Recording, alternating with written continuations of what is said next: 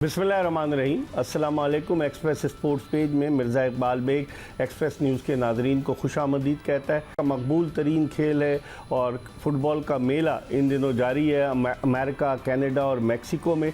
और इस world cup football पर सबकी नज़रें मरकूज़ हैं क्योंकि वर्ल्ड कप फ़ुटबॉल का आगाज़ तो 12 जून को हुआ और ये अख्तिताम इसका 20 जुलाई को होगा।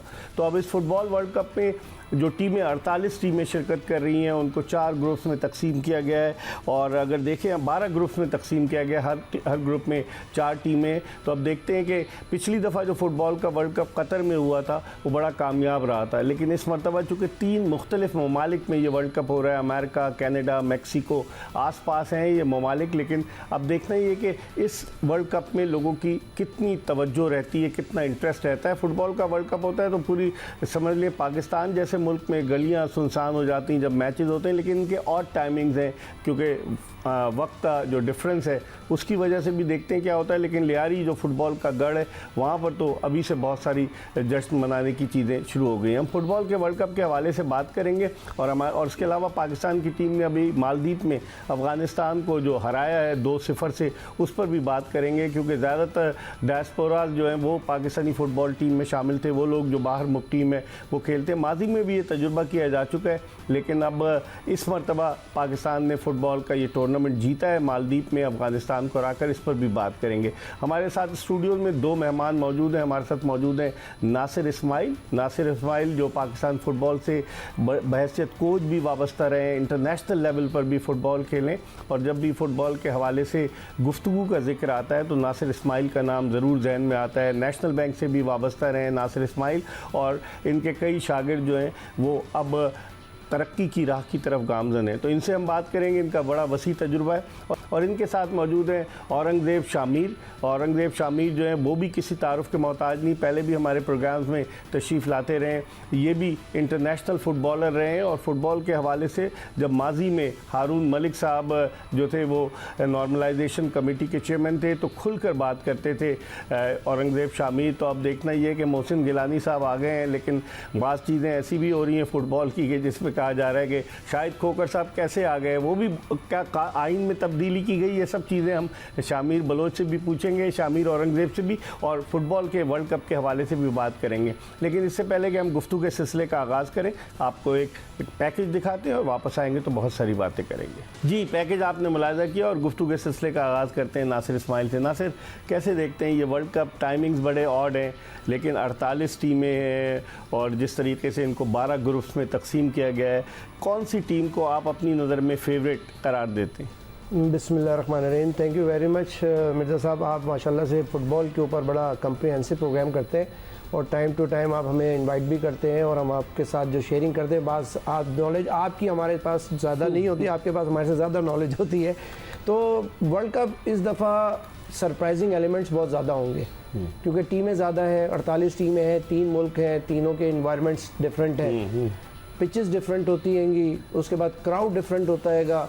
तो मैं समझता हूँ कि ये फुल ऑफ सरप्राइजेज होगा। अमूमन लोग वर्ल्ड रैंकिंग की जो टॉप 10 टीम्स होती हैं उनको ही रैंक करते हैं और ख़ास तौर पे जैसे स्पेन हो गई, ब्राज़ील हो गई, जर्मनी हो गई, फ्रांस हो गई, इस वक्त इन 4 टीमों का नाम लिया जा रहा है। अर्जेंटीना का नहीं लिया जा रहा, जो अर्जेंटीना डिफेंडिंग चैंपियन है ना, वो तो डेफिनेटली अपने डिफा करेगी। लेकिन आप देखें उसके साथ सबसे बड़ा सरप्राइज सऊदी अरब ने उसको पहले मैच में हरा के उसने जो है सरप्राइज दे दिया था, लेकिन उसके बाद वो जागे और फिर ऐसे जागे कि वर्ल्ड कप का फाइनल ले गए। तो मैं समझता हूँ कि हमारी एशिया की टीमें बहुत ज़्यादा इस वक्त अच्छे शेप के अंदर जा रही हैं, जिसमें जापान कि मैं उनको फॉलो कर रहा हूँ। उन्होंने जितने भी फ्रेंडलीज अभी इंग्लैंड के साथ खेला उन्होंने जीता, जर्मनी को उन्होंने 4-1 से जीता, उन्होंने एक मैच और मैं भूल रहा हूँ, उन्होंने वो 3 मैच उन्होंने कंसिस्टेंटली उन्होंने 3 मैच जापान ने जीते हैं। इसी तरह उज़्बेकिस्तान नई टीम आ रही है, जॉर्डन ने बहुत सरप्राइज किया, ईरान आपको पता है ईरान जा रही है, लेकिन ईरान के साथ जो प्रॉब्लम्स आ रही हैं, वीज़े के मसाइल हैं उनके, तो ये बहुत सारे इश्यूज उनके साथ वो करेंगे। उनको साइकोलॉजिकल प्रेशर तो दिया जाएगा ना। कल मैं देख रहा था कि एक और टीम थी अफ्रीकन टीम, उनको भी एयरपोर्ट के ऊपर उतार के उनकी पूरी स्कैनिंग और एक चीज़ की आ रही है।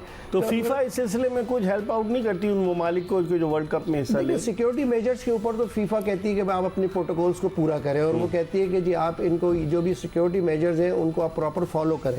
हाँ, अगर कहीं कोई डिसरिस्पेक्ट करता है, वीजा नहीं मिलता, अगर वीज़ा तो आप देखेंगे कि 24 घंटे के अंदर आएगा, क्योंकि ये फीफा है, उसने तो बड़े बड़े बादशाहों को घुटने पे टेक दिया। अगर उन्होंने उनकी बात नहीं मानी, उनके स्टैचूज को फॉलो नहीं किया, तो उन्होंने उन पे बैन लगाया। मेजबानी फीफा ने सौंपी है अमेरिका को। वीजे तो इनको मिलेंगे, डेफिनेटली मिलेंगे। वो साइकोलॉजिकल प्रेशर दे रहे हैं इराक को और इनको खास तौर पे, ताकि उनकी परफॉर्मेंस के ऊपर इफेक्ट हो। सही, ये सिलसिला है। शामिल, कैसे आप देखते हैं इस वर्ल्ड कप को एज अ फुटबॉलर, साबिक फुटबॉलर, आप अपनी एकेडमी भी चलाते हैं, नासिर इस्माइल भी कोचिंग करते हैं, आप भी कोचिंग करते हैं। इस वर्ल्ड कप में आप समझ रहे हैं कि अर्जेंटाइन की टीम, लियोनेल मेसी, उसकी टीम जो है वो अपने टाइटल का दिफा कर पाएगी? जिस तरह नासिर इस्माइल ने बड़ी अच्छी बात की कि एटमॉस्फेयर डिफरेंट होगा, 3 मुख्तलिफ ममालिक में इस टूर्नामेंट के मैचेस होंगे। आपकी क्या राय? बहुत बहुत शुक्रिया मिर्ज़ा इकबाल साहब, आपको मुझे प्रोग्राम में इन्वाइट करने का।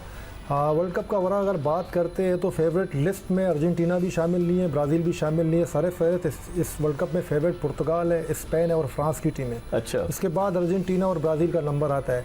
ये वर्ल्ड कप बहुत ही मुख्तलिफ होगा। साउथ अमेरिका में पहली बार ऐसा हो रहा है कि यूरोप के टीमों को फेवरेट करार दिया जा रहा है, जबकि इससे पहले जितने भी वर्ल्ड कप साउथ अमेरिका में हुए हैं तो साउथ अमेरिका टीमों को फेवरेट करार दिया गया है। और इस वर्ल्ड कप में बहुत से ऐसे चीज़ें हो रही हैं, आपको पता है, कैलकुलेशन भी करते हैं लोग बैठे हुए, आपको एनालाइज भी करते रहते हैं। ये आज जो जैसे आज का मैच है, मैक्सिको और साउथ अफ्रीका के दरमियान मैच होगा। ये इससे पहले 2010 में साउथ अफ्रीका ने वर्ल्ड कप होस्ट किया था, तो मैक्सिको के अगेंस्ट मैच हुआ था, ओपनिंग मैच। और आज मैक्सिको होस्ट करेगी साउथ अफ्रीका और वो मैच ड्रा हो गया था। आज के मैच के चांसेस हैं, मैक्सिको फेवरेट है, फीफा रैंकिंग में 17 पर मौजूद है और साउथ अफ्रीका 60 से भी नीचे है। ब्राज़ील को कैसे देखें? ब्राज़ील की टीम ओवरऑल अगर देखते हैं, नेमार तो अब इंजरी के वजह उस तरफ फिट नहीं है, लेकिन इस वर्ल्ड कप में कहता हूँ मेजर डेवलपमेंट ये हुआ है कि पहली बार ब्राज़ील जो है नॉन ब्राज़ीलियन कोच के साथ इस वर्ल्ड कप में जाएगी। कार्लो एंचेलोटी के सर्विस को उन्होंने हासिल किया है, क्योंकि वो एक्सपीरियंस कोच है। ब्राज़ील पिछले जो है 4-5 वर्ल्ड कप से टफ यूरोपियन टीमों के सामने नॉकआउट स्टेज, राउंड ऑफ 16 या सेमीफाइनल से आगे नहीं हो रही, जैसे फ्रांस के सामने, लास्ट टाइम बेल्जियम के सामने, क्रोशिया के सामने।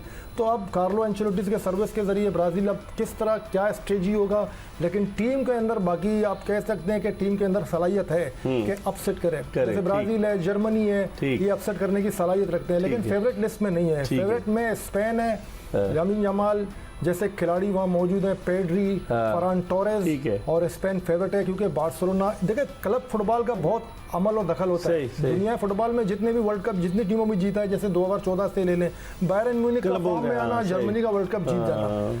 अब ठीक, अब सवालात बहुत जन्म ले रहे हैं। इंग्लैंड की टीम की अगर बात करते हैं, मैनचेस्टर सिटी के जो इम्पैक्ट नजर आएगा सिटी के, उस पर देखते हैं क्या होता है। लेकिन नासिर, आप कितना इत्तेफाक करेंगे, ये कह रहे क्लबों का इम्पैक्ट होगा। जब खिलाड़ी खेलते हैं क्लब के लिए और अपने मुल्क के लिए खेलते हैं, तो दोनों में फ़र्क होता है, आप क्या समझते हैं? फिर दूसरे ये कि जिस तरह ये बायरन म्यूनिख की इन्होंने बात की, या इन्होंने बार्सिलोना की बात की और मैनचेस्टर सिटी की बात की, मैनचेस्टर यूनाइटेड तो अब बहुत पीछे हो गई, लेकिन फिर भी ये क्लबों के लड़के जो है अपने मुल्क को जब रिप्रेजेंट करते हैं, तो आप समझते हैं कि एक डिफरेंट सिनारियो होता है और उसमें उनके लिए अपने मुल्क को रिप्रेजेंट करके उसको जितवाना मुश्किल काम होता है? डेफिनेटली मुश्किल इसलिए होता है कि देखें 4 साल के बाद वर्ल्ड कप आता है और 4 साल तक वो लड़के क्लब को रिप्रेजेंट करते हैं और डिफरेंट मुल्कों में डिफरेंट एनवायरनमेंट, कॉम्बिनेशन भी डिफरेंट होते हैं, डिफरेंट कोचेस के अंडर में खेलते हैं और हर कोच की अपनी फिलॉसफी होती है। कोई अटैकिंग फिलॉसफी से खेलता है, कोई बॉल पोजिशनिंग प्ले से खेलता है, कोई काउंटर अटैक को डेवलप करता है,